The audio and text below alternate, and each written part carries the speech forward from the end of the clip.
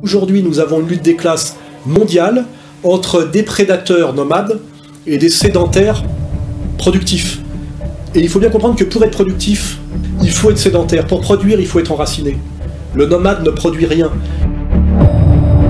Pour produire, il faut être fixé. Voilà.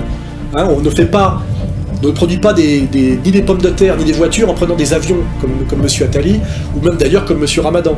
Et nous sommes bien dans une logique là aujourd'hui de ce qu'on appelle finalement le pouvoir de la communauté internationale, qui sont les gens qui appartiennent à la communauté de ceux qui existent à l'international, c'est-à-dire les déracinés cosmopolites du haut, c'est-à-dire l'hyperclasse.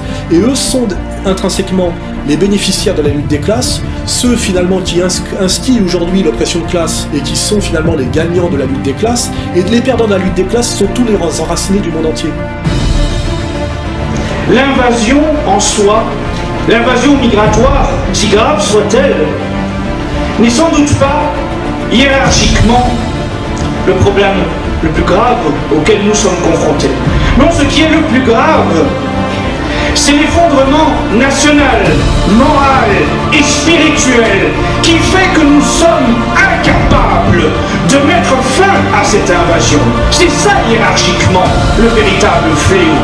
C'est que nous sommes devenus une société démasculée.